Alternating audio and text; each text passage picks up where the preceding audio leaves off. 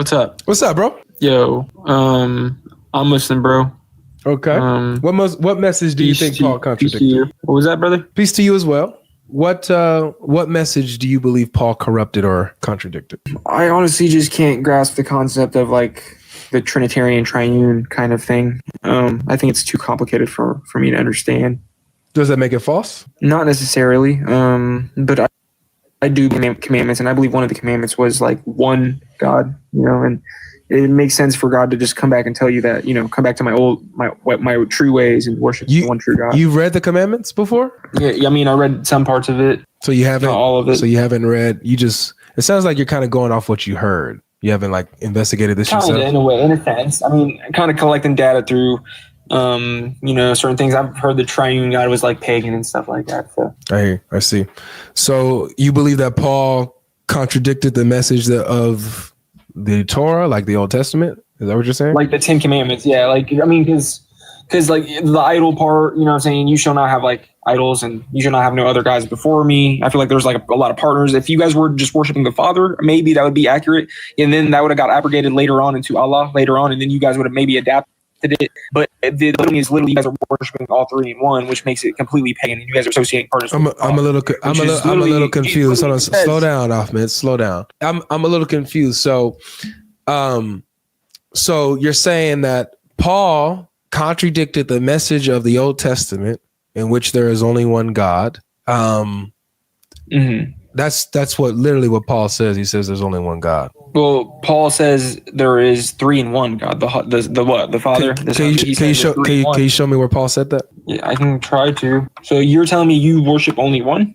Yep. Well, the thing is though, like it's not necessarily. How would it be one if there's like different parts of bodies and stuff like that? Yeah, I think you should ask yourself that question. You believe that Allah has different parts of his bodies and stuff, yet you believe he's still one God. I don't believe in partialism. You do. You condemned yourself just now. Well, yeah. So the part with partials, that would be considered his like basically his characteristics and stuff like that. We don't attribute those as like independent type of things, like independent bodies. He has hands. He has feet. He has a face. But it's not parts though. Those are parts. Is he identical to his hand? Well, yeah, of course. I'm saying that he has he's a deity, so he obviously has some sort of like is Allah shape. Is Allah his hand? Well, that's what it's described, I think. Yeah. Is he his hand though? Is he identical to his hand? No. He's not identical to his hand. Right. No. So then it's a part of him. He's not identical to it. It's a part of him. Yeah, of course. But it still makes him one. Though. All right. So all of these different parts come together and make him one composite being, one composite God. So you believe in partialism. Okay, I can get where you're. I can get where you're going with that.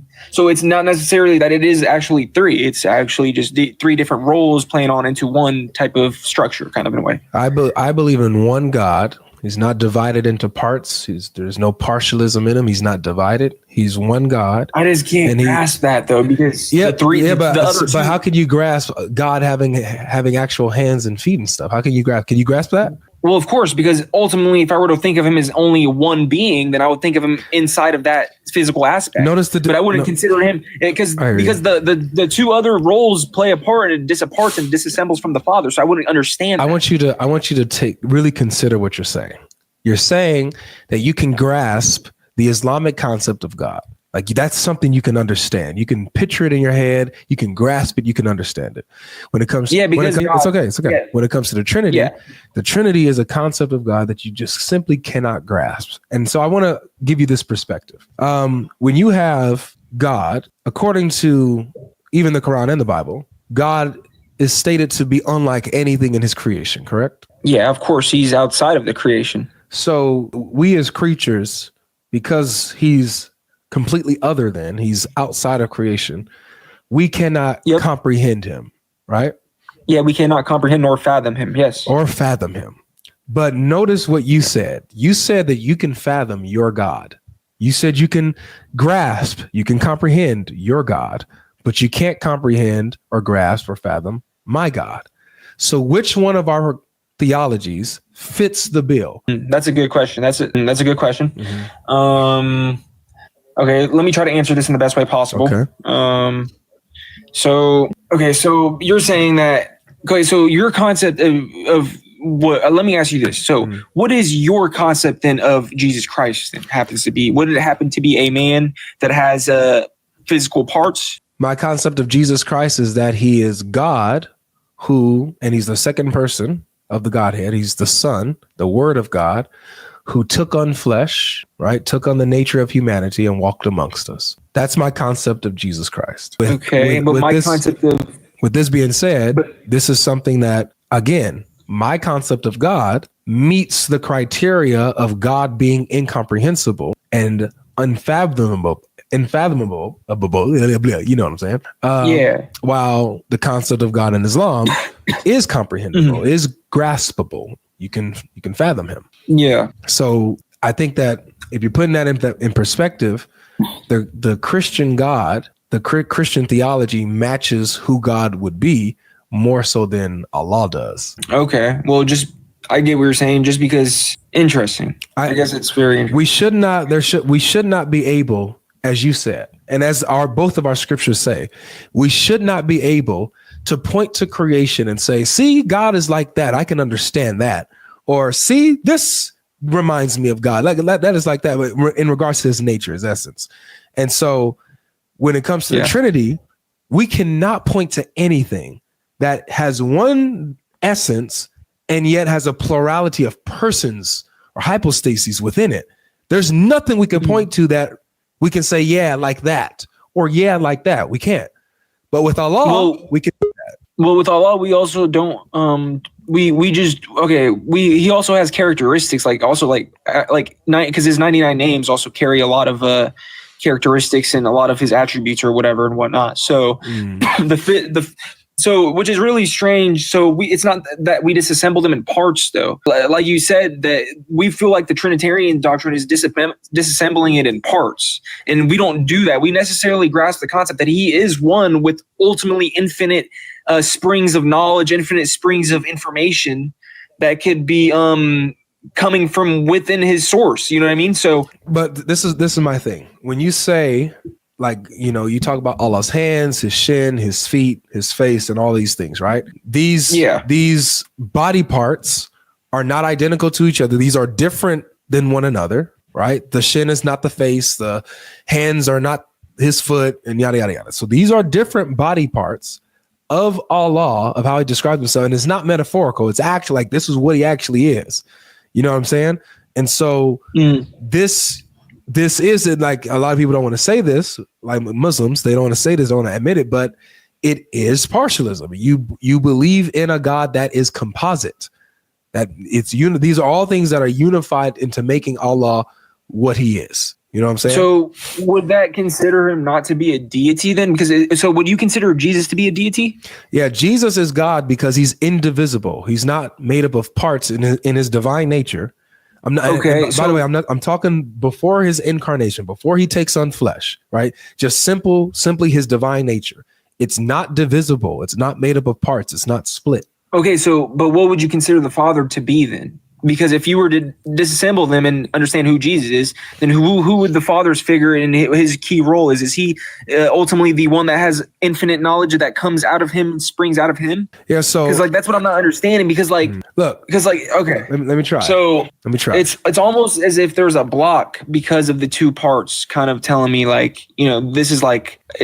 The Father is it's way greater than the two others. So how would that make it even equal? But what's telling you that? There's also sources too that state it too. What tells you that Jesus is not? Let me just forget that. Let me just show you what Jesus says here and what the Bible says. So in John chapter 5, watch what Jesus says. Jesus breaks down his distinction with the Father, and his equality with the Father, even though they're distinct in person. He's not a separate deity, rogue deity, divine God doing his own thing, but he's inseparable from the Father, equal with the Father in his essence, while distinct from the Father and humble to him. So look, for example, in John chapter 5, Jesus is healing on the Sabbath. Okay, let me just give you this context here. So it says, now that day was the Sabbath. So Jesus just healed a man on the Sabbath. He told the man, get up, take your bed and walk. He was paralyzed. Right. So it says, now that day was the Sabbath. So Jews said to the man who had been healed, it is the Sabbath. It is not lawful for you to take up your bed. But he answered them, the man who healed me, that man said to me, take up your bed and walk. So they asked, who told you this? Right. So it says, now the man who had been healed did not know who it was, for Jesus had withdrawn and there was a crowd in the place. After Jesus found him in the temple and said to him, see, you are well. Sin no more, that nothing worse may happen to you. The man went away and told the Jews that it was Jesus who healed him. And this was why the Jews was persecuting Jesus, because he was doing these things on the Sabbath. Now, do you know why that's significant? Jesus doing works on the Sabbath. Are you familiar with the Sabbath? Yeah. Right. So according to the Sabbath, the Jews are not supposed to work. Right. They're not supposed to do any labor. Right? Yeah, of course. That's Saturday, ain't it? Yep, exactly. That's a Saturday. Now, Jesus, though, on the Sabbath is going around healing folks and forgiving sins. And so they come into Jesus and says, you can't do these things. You can't be working these miracles and doing all these type of actions on the Sabbath. It's the Sabbath. But Jesus says, it says this, verse 17, but Jesus answered them, my Father is working until now, and I am working. Let me ask you this. Why is it that the Father is able to work on the Sabbath? So the Father and Jesus are taking on that role? What role, though? Why? What is the role of God on the Sabbath? Really, every day. Why does God get to work on the Sabbath? I mean, he's the Lord of the Sabbath. Exactly. He's the Lord of the Sabbath, but not just that, because he created the Sabbath. But notice, that's what you guys think, though. You guys think he's the Lord of the Sabbath? Oh, that's what he says. He says that himself. Jesus says he's the Lord of the Sabbath. That's what it says in the Bible. Yes, sir. And this is why it's significant. The Father, one, he's God, right? So God continuously sustains all of creation. His divine actions, he continues to do, right? No matter what day it is, right? He's sustaining all of creation. He's sustaining the universe, the space and the galaxies. He's the reason why all things hold together as it is. It's because of him, because of God. Do we agree? Yeah. Now, if God were to stop doing that, then all of creation would collapse. Everything would collapse and die off, right? But God is sustaining it even on the Sabbath. So Jesus says, my Father is working until now, and I also am working.